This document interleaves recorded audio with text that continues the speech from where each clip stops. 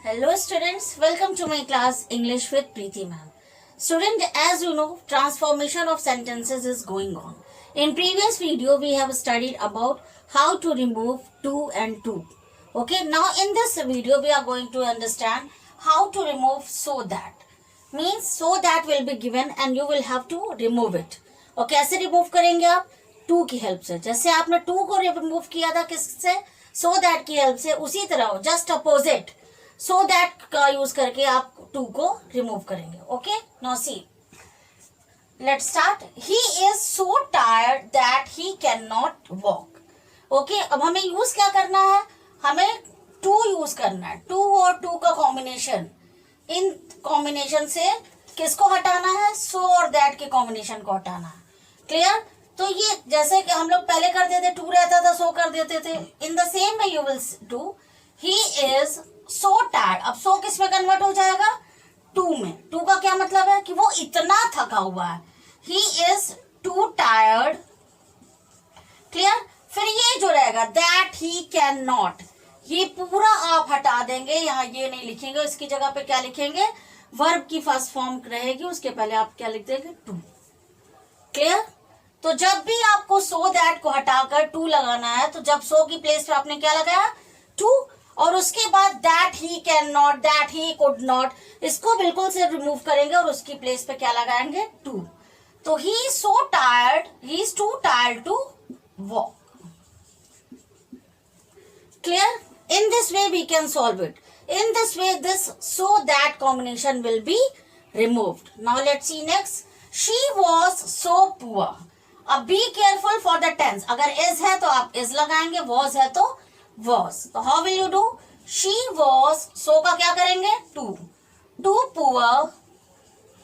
Clear? अब ये that she could not, ये हम क्या करेंगे? बिल्कुल इसे रिमूव कर देंगे और उसकी प्लेस पे क्या लगाएंगे? जो वर्ब की फर्स्ट फॉर्म है उसके पहले टू. तो she was too poor to pay fee. Finished. Okay, have you seen? It's so easy to be done. Next, the sum was. अब इसमें थोड़ा सा डिफरेंस है, इसे देखिए ध्यान से. The sum was so difficult. यहां तक तो बिल्कुल इजी है, आपने कर दिया. The sum was too difficult. ठीक है, सो का हमने क्या कर दिया? Too. The sum was too difficult. Clear? अब क्या है? That they could not solve. Okay student, अब इसमें ध्यान, फिर से ध्यान दीजिए.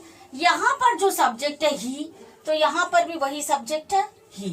इसी तरह इधर शी है, तो यहाँ पर भी वही सब्जेक्ट है शी. लेकिन यहाँ क्या चेंज है? यहाँ स्टार्टिंग में सब्जेक्ट है आपका सम और नेक्स्ट सेंटेंस मतलब नेक्स्ट इधर क्या है? दे. क्लियर? तो जब दोनों सब्जेक्ट अलग अलग है, यानी दे किससे बना होगा? जैसे प्रीवियस वीडियो में मैंने आपको बताया था, अगर ही आपका सब्जेक्ट है तो आपका ऑब्जेक्ट क्या होगा? हिम. ठीक है, शी है तो ऑब्जेक्ट क्या होगा? हर. ओके, इट है तो ऑब्जेक्ट आपका क्या होगा? इट. इसी तरह अगर आपका यू है तो आपका ऑब्जेक्ट क्या होगा? यू. लेकिन अगर दे आपका सब्जेक्ट है तो ऑब्जेक्ट क्या होगा? देम.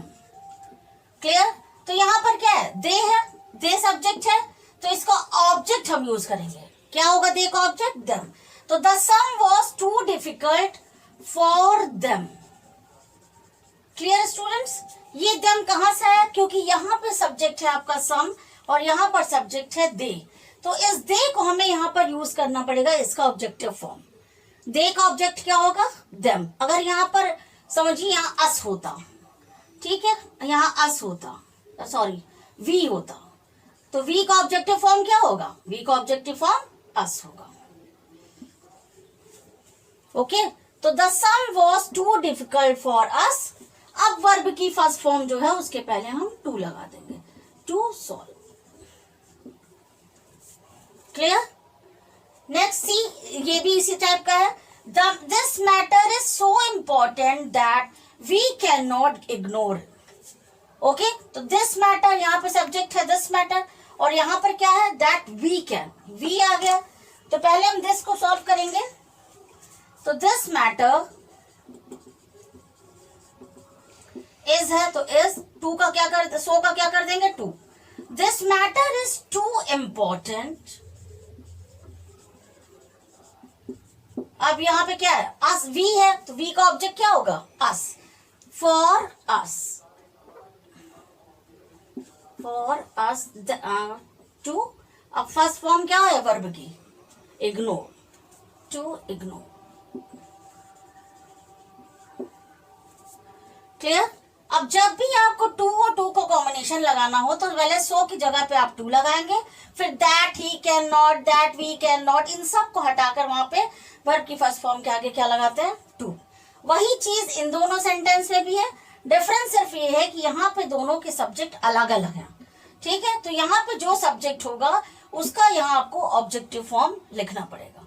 ओके, अगर यहाँ पर होता दे है तो देम हो जाएगा। क्लियर।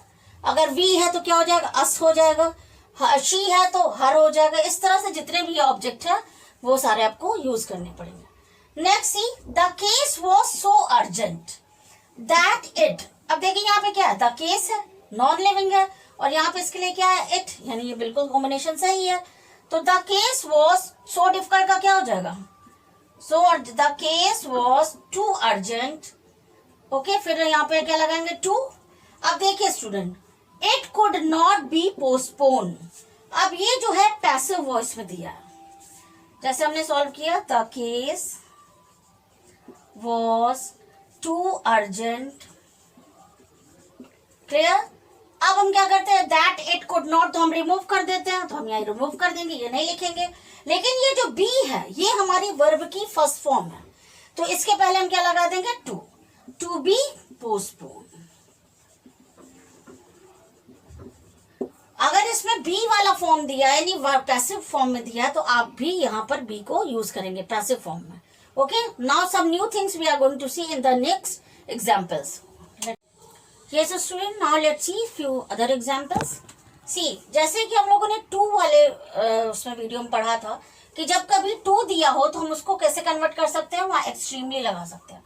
उसी का बिल्कुल अपोजिट भी होता है। Just suppose it was extremely cold. ऐसे कोई भी सेंटेंस दिया है जिसमें टू और टू का कॉम्बिनेशन नहीं है, सिर्फ अकेला टू वहां पर आया है।